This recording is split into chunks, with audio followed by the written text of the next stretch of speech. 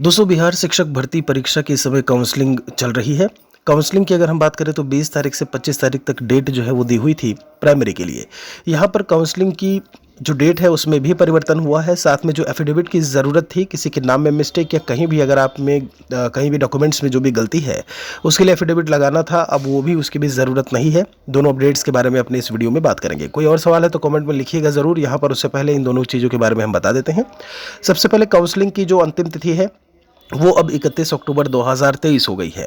ध्यान रखिएगा, जब हम सेंटर्स की बात करते हैं, जिलों की बात करते हैं तो आपको 30 लिखा हुआ मिलेगा, लेकिन फाइनली आपका अभी 31 अक्टूबर 2023 की डेट है जो अंतिम आपकी है। और ऐसे में किसी भी दिन आप इन बीच में जाकर के अपना जो काउंसलिंग है वो करवा सकते हैं।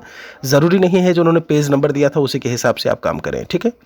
अब दूसरी चीज़ एफिडेविट के बारे में, ये नोटिस आप देख पा रहे होंगे प्रेस विज्ञप्ति। तो नाम के हिसाब से अभ्यर्थियों के नाम में भिन्नता के कारण जो ओटीपी था वो आने की समस्या हो रही थी।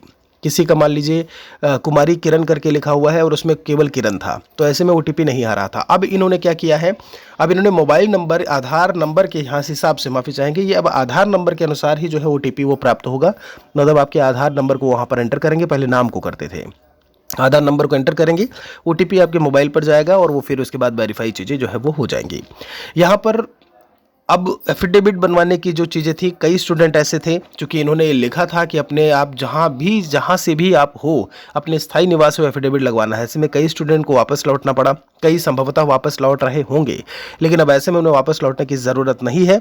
वो अपने सेंटर पर जा कर के, ऐसे में ये नोटिस भी है, इस नोटिस को भी वो दिखा सकते हैं। ये पटना से आपका नोटिस है, आप चेक करोगे तो आपको मिल भी जाएगा।